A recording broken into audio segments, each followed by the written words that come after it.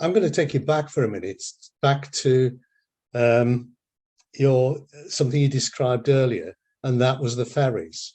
Because I remember very distinctly that what you were trying to do at the time was bring in what we would call loosely a private sector ethos into a public sector organisation. And you were criticised really heavily for it. And the thing that will amuse you perhaps now is I watched a programme last week about the ferries, and it is now the tourist feature in Merseyside. And yet, if we go back 25 years ago, there were people trying to trip you up. Yeah, I think because I researched it, the ferries in 1924 were carrying 20 million people across the river. And this is before, the Second World War, because there's 7 miles of docks in Liverpool, which were really heavily bombed during the war. And then what happened was that I charted it, and it came down to about 750,000 people using it a year. And there's 3 ferry terminals, one on the Liverpool side, 2 on the Wirral side. And there was 3 ferries, and there were workmen-like and all the rest of it. And I'd worked out that you couldn't get rid of them because you needed an act of parliament to get rid of them because of the way that King John wrote the charter. And because he gave it to the monks of Birkenhead, and we were their successors, we were, stuck with operating the ferries. And I say stuck with it because when I got there, there's 90 people in there, 3 ferries, 3 terminals in a pretty grim state of repair. So we reorientated the business, and basically we turned the 3 ferries into floating function rooms, and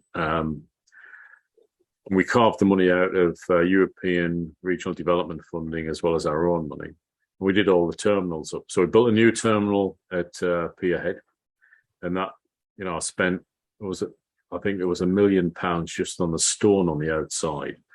And that is in front of the 3 Graces, the Royal Liver Building, Port Liverpool Building, and the Cunard Building. So 3 of the most fantastic buildings in the world. So I put a quality building in the front of that. We refurbished Seacombe and put Spaceport in there, which was the International Astronomy and Telescope Centre. I was looking for something in Woodside, which is the other one in the world. And the Historic Warships Museum went bump. And that had 4 vessels, 2 submarines, and a landing craft. And one of the submarines was U-534, one of the only U-boats left in the world from 1,184 built. And I bought it for €1. I went to see the guy that owned it. He was a billionaire. And he owned the equivalent of Yellow Pages in Denmark called the Blue Book. So I bought it, chopped it up into 7 bits and floated it down the river and put it in Woodside and turned it into a tourist attraction. So you had Pierhead, Seacombe with Spaceport, and then Woodside. So I was looking for something about Pierhead. So I went and bought the Beatles story and put the Beatles story in there as well. So you've got and the ferry trip's an hour. So out of peak, you go from, Pierhead, up the river, Seacombe, down the river, Woodside, down the river, and back. It's an hour. So what we did then was we did Manchester Ship Canal cruises. So one of the ferries we restored and called it the Snowdrop, because the original ferry, the Snowdrop, was the first ship up the Ship Canal with a chain gang on, all the mares, they opened all the locks and everything. So that was one element. You could hire out the Royal Iris and the Royal Daffodil, and they were all like 3 different market segments. I've done all the market segment stuff and all that. So in MBA speak, we repositioned the Mersey ferries into the tourism sector. So we turned it into as you say, a tourist attraction. And I used to be the chairman of the Liverpool Chamber of Commerce and Industry for a while, which had, 1,700 members from Jaguar at one end and Ford and, 1-person bands at the other end. And the president was the Noble Lord Derby. And he had his own, the Knowsley Safari Park in Knowsley Hall. Mm. And, it's his family that the Derby is named after. And we used to have this banter every month about who was doing the best in terms of numbers. But he always said I was subsidized competition because I was from the public sector. But you're right, Doug. I put private sector thinking in it, but wrapped around triple glaze because it was public money. And my boss, Mark Dowd, who was my chairman, thought I was mad buying a U-boat. It was one of the most difficult things I've ever done, not from the engineering point of view, but because, you know, Liverpool was the headquarters on the War of the Atlantic. And of 40,000 Kriegsmarine sailors, 30,256 died. For the merchant marine, 30,254 died. It's very close to the numbers, but Kriegsmarine were subject to 75% losses. And I talked to the submariners and I said, you know, what would be the score if I did something with this U-boat? Because it was already there at Birkenhead. And they said there were opponents. There weren't enemies. There were opponents. And on U534, Captain Nollo, who was the oldest guy in the boat, was 26. And the youngest fellow on the boat was the Argentinian-German radio operator at 17. So I'm telling you a bit of a story, but Doug's right. I'm very difficult to deflect because you couldn't get rid of the ferries. So we transitioned them from just getting backwards and forwards across the river to being a tourist attraction. And bear in mind that there's two road tunnels there as well, Kingsway and Queensway. So Kingsway was opened in 24th of June, 1971 by a Queen. And Queensway was opened by a granddad, George V, in 1924. So Queensway opened by a king, Kingsway opened by a queen. And when I got to Mersey in 97, the ferries were a basket case, so we did that. The railway was called Misery Rail, not Merseyrail, Misery Rail. And it took me 8 years to fix that up. But in fixing the transport across the river, I'd actually wrecked the ferries' primary business, which was getting people backwards and forwards across the river at peak. And the river's a mile wide, or 1.6 kilometers in new money. So it's a big river, and there's nothing between Merseyside and America apart from Ireland. So the wind does howl in, so you have to make it all weather independent as well. So a lot of challenges, but I just kept on going because it was the right thing to do. So we fixed Merseyrail Electrics, and the other thing we did, we franchised that for 25 years, fixed the ferries. We built 6 new rail stations, 4 new bus stations, and integrated and painted everything yellow. So had a common ticketing system, common, information system, and we year on year we're building patronage up, and we'd shifted so that pivoted is the popular word these days, but we'd shifted the whole reason behind 2 of the major elements of the business. And there's a story there, and I still remember the numbers, where I think the net benefit to Merseyside, not just the county, but the whole of Merseyside of the ferries was, I think it was 38 million sterling, and that was 12 years ago. So it'd be more now. But we put it on a really solid footing so that, you could do the U-boat story, and there's a cafe in there that's targeted at, because we did all the demographics of people who visited. So that was for the U-boat story, so the older person in there. Spaceport was designed for kids, and there's 1,000 schools within an hour's drive of Spaceport, thereabouts. So that's got burger and chips. And if you go to the ferry terminal at Pierhead, that's very sophisticated food. And you've got on the top deck, you can look right out onto the river. And if it's sunset, sunrise, you can put blinds there. You can see through the blinds. So we're doing the segmentation. And I was appointed under the 1968 Transport Act by Barbara. It was put together by Barbara Castle, who wanted men of integrity and vision to integrate the public transport in the metropolitan areas. And I worked for 2 of the original ones. And I always wanted to be one of them. So right from the get-go, I wanted to make a difference. And the 68 Transport Act has powers that wide. You could put a man on the moon from Liverpool as long as they came back to Liverpool. They were massive powers. And I used them to maximum effect. So, buying the Beatles story and buying a U-boat were just manifestations of that, really, as well.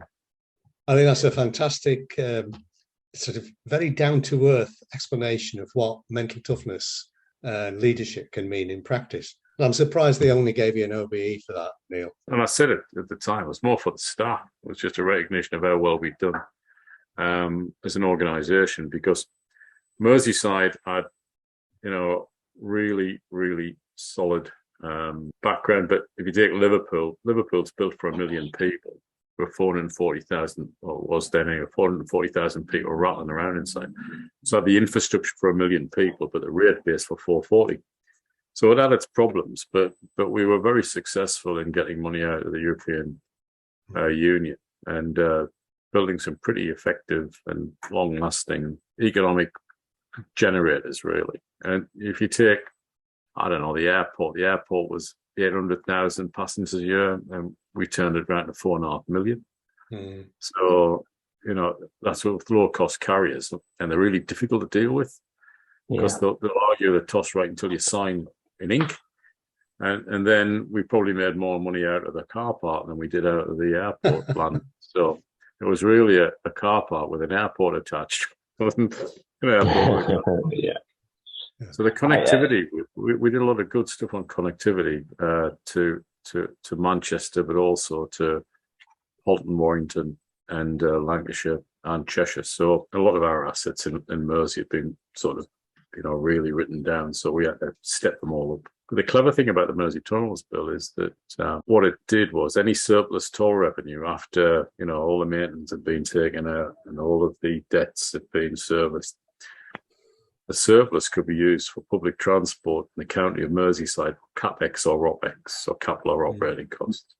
So that was the clever bit. So it took all the heat away, but any surplus generated can be reinvested for the benefit of the people. And I think in 2046, when the last of the debt is paid off, the way that the bill's structured is that the tolls will reduce to just operating cost, should the people of Merseyside wish to do that, because they might want to keep the tolls where they are and use the money.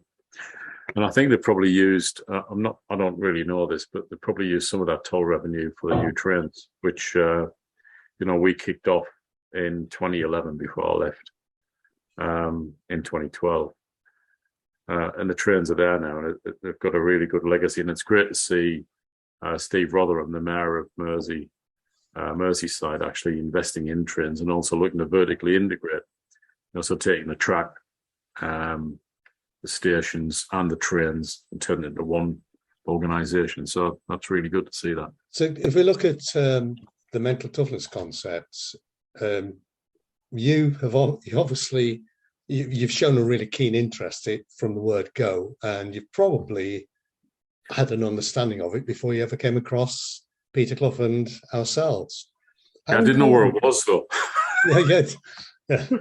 How important do you think mental toughness is for any aspiring leader, or even just an ordinary sort of member of the public, or somebody just trying to make a success of their own life is? I think it's vital, actually, just the determination, to make a difference. But with COVID-19, and I think climate change, and before that, the other example I used, the global financial crisis, it's very difficult to get engulfed in what seems like an enormous amount of uncertainty, an enormous amount of,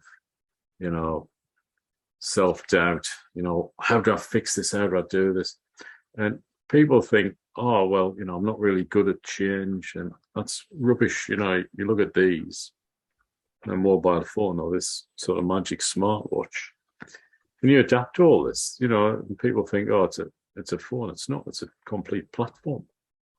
It also makes phone calls. But, in the house now, we've got rid of our landline. We use these now. And so I think where I am with it, I think everybody needs to understand what the benefits are, I would say, but not in an academic sense. And, with all due regard to professors online and researchers, I think what Peter Clough did, and I think is one of the cleverest men I've ever met, he actually turned what I thought was just common sense and, glass half full, not glass half empty.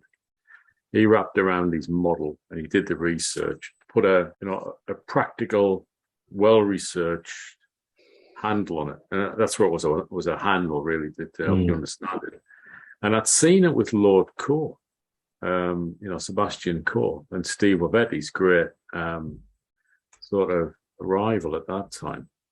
And when they got sports psych, and you think, what the hell do they need that for? And mental toughness was really big in sport. It's big in education, but I think you're right, Doug. I think it's big in life. Certainly on the management side, your marvelous book, which keeps on coming out, updated, I think should be, given to all the MBA courses in not just the UK but in the world. It's just something that you don't have to read it end to end. You can read the front, you can read the back, and you can cherry pick the bits in the middle because that's the way it's been designed.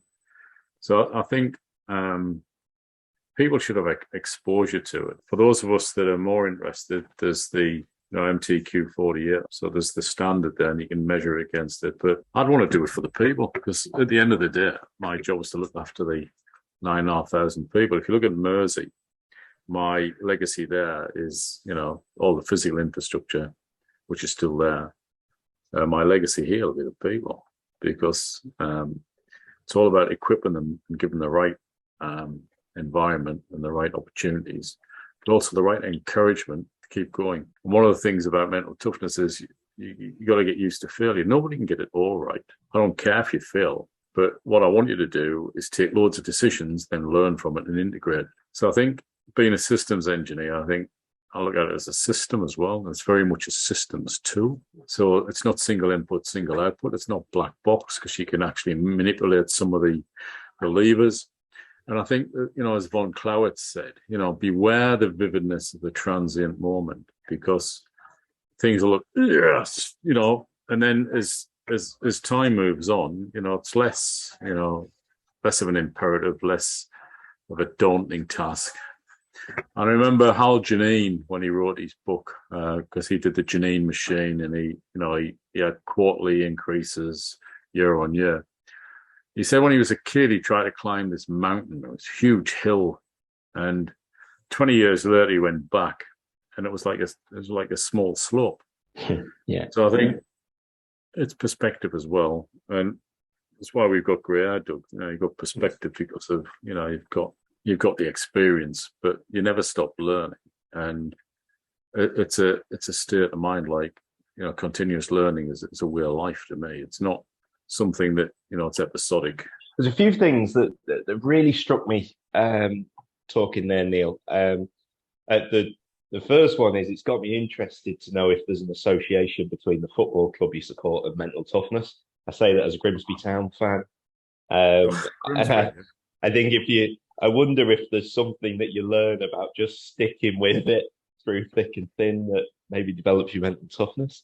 The other couple of things was earlier on you were talking around communication and lifelong learning through to the shirt that you wear, right? And it really struck me as, okay, so consistency in a message is clearly very important.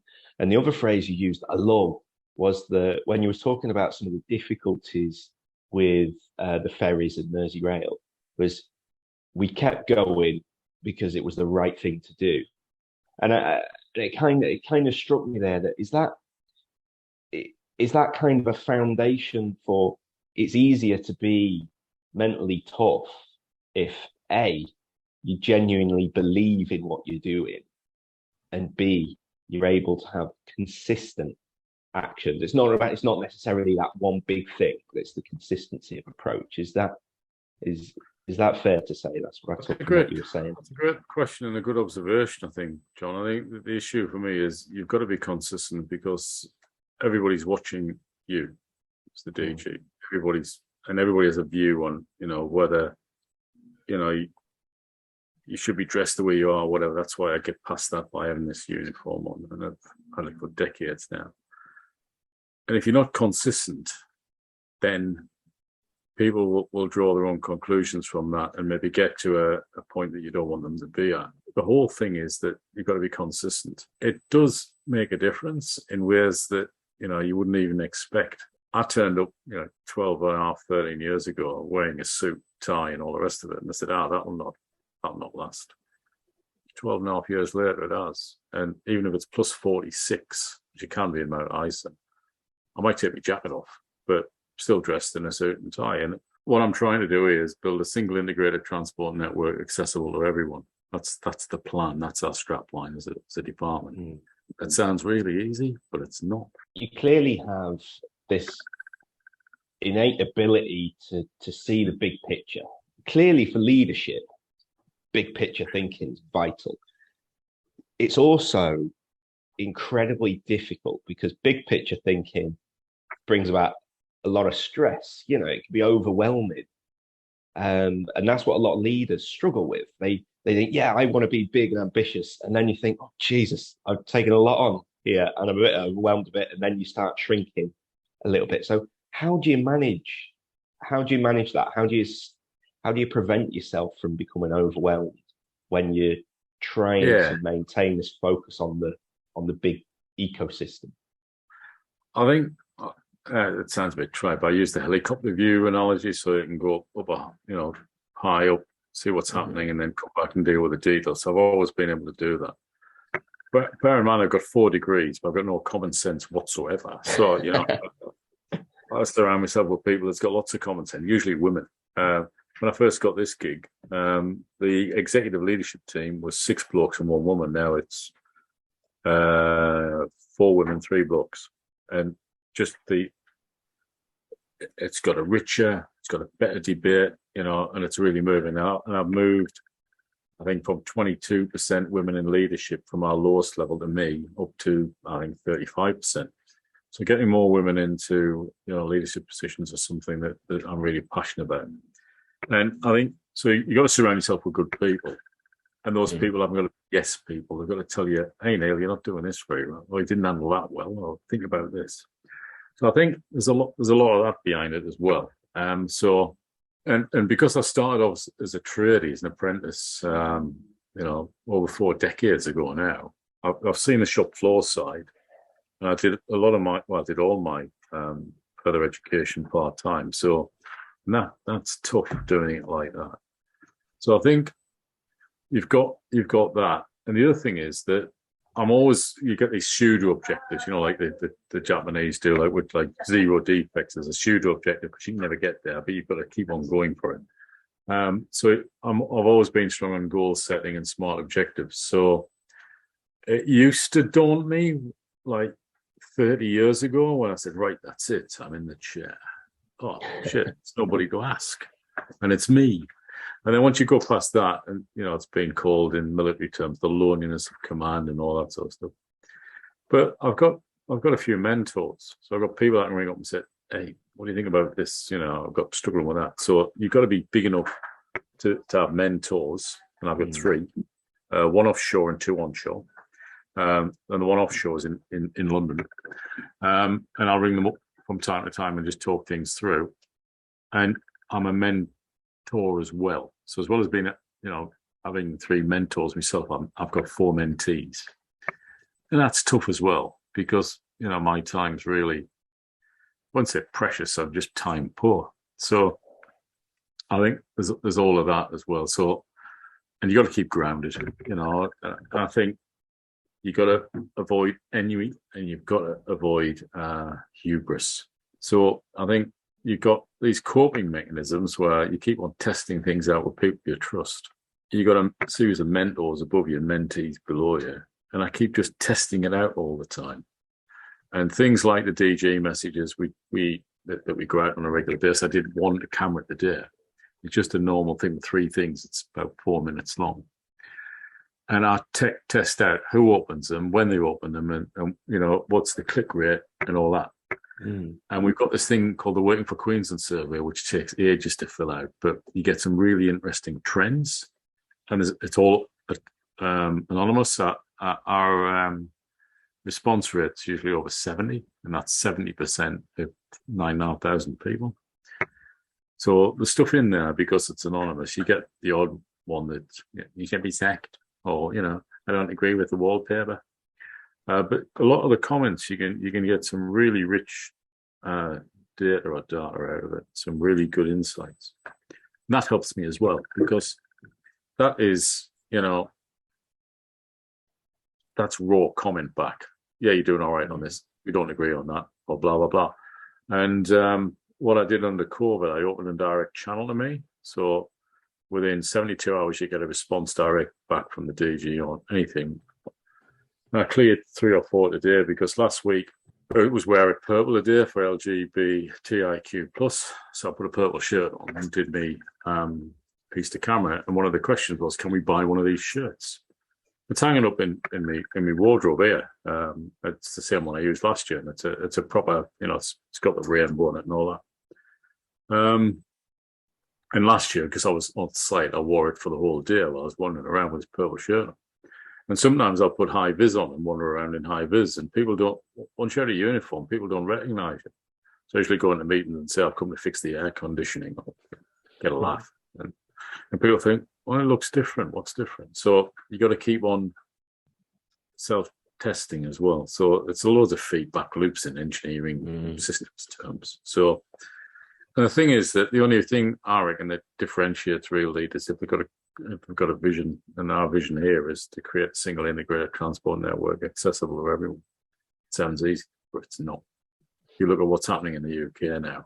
Trains can't run on time, can't get through the channel ports, the channel tunnel's not working as it should, can't get your gas from Ukraine or Finland, so you're buying gas from us. But fortunately, British Gas, when it was British Gas, got a pretty efficient gas pipeline under the UK and some pretty big storage. So, but it's going to be a real test if you've got a bad winter, which I think you're going to get. People making decisions on do they eat or put the heating on.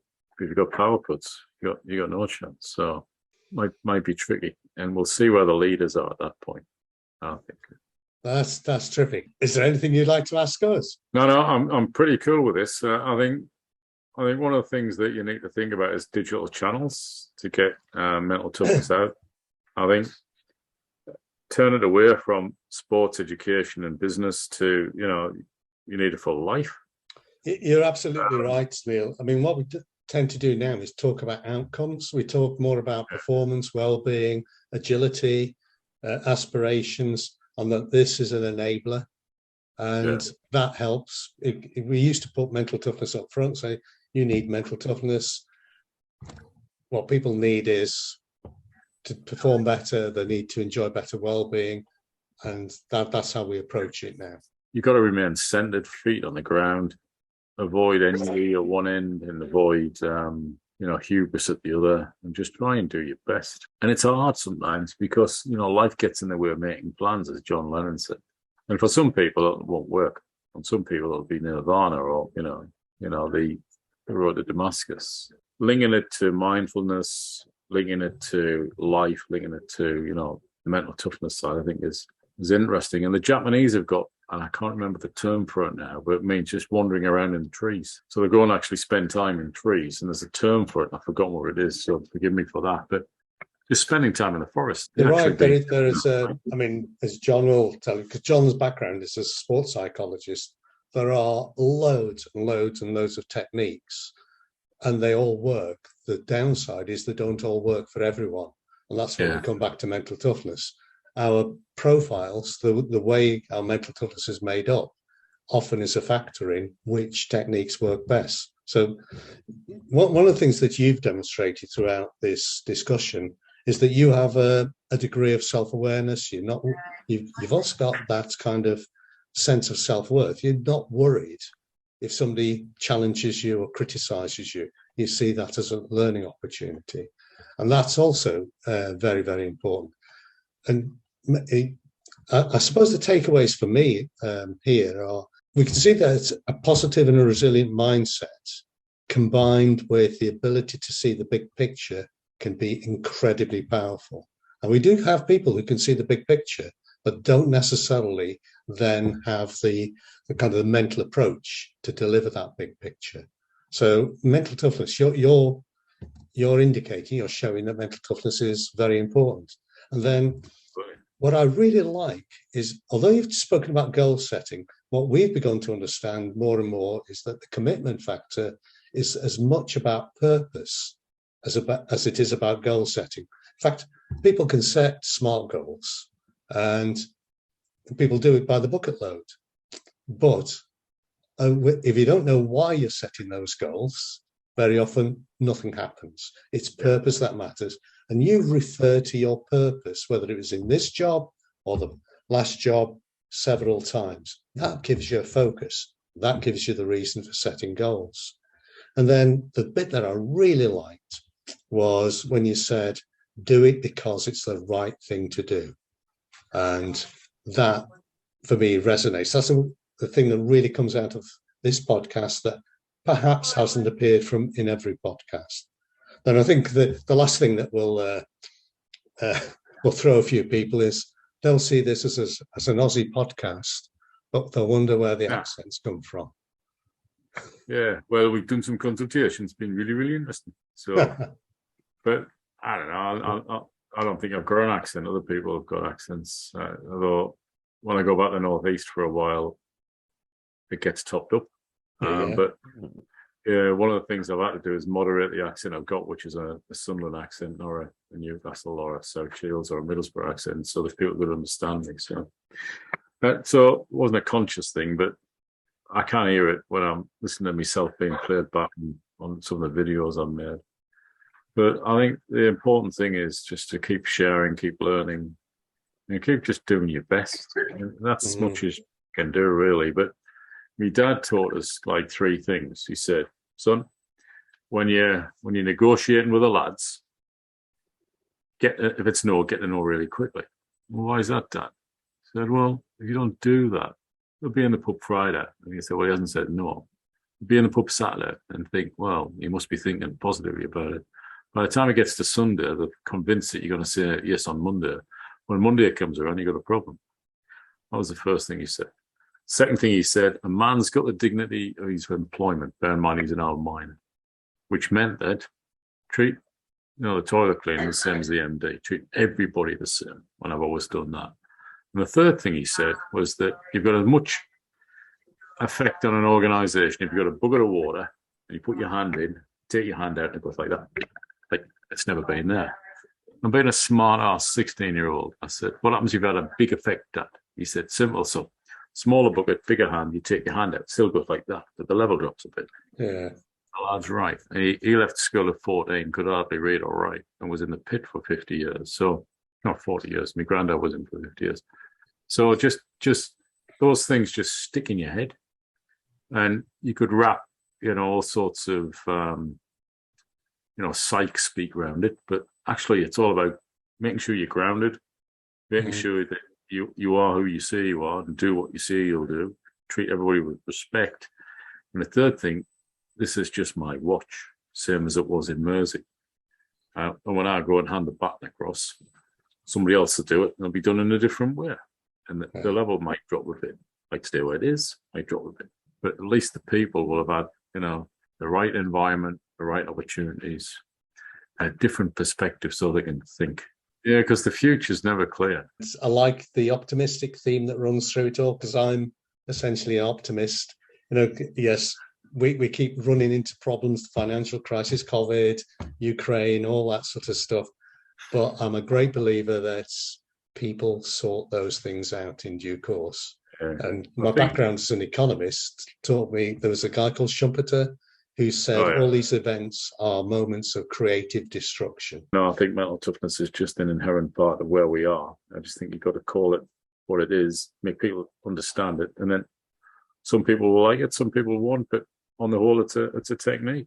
My interest is in taking things that exist and people inherently know but don't have a theoretical framework or anything like that, but it already exists.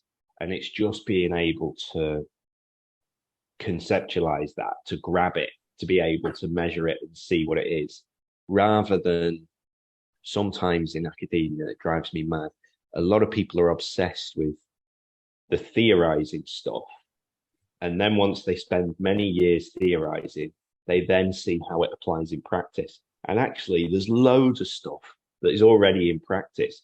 We just don't necessarily all have the same vocabulary around it and necessarily the same understanding.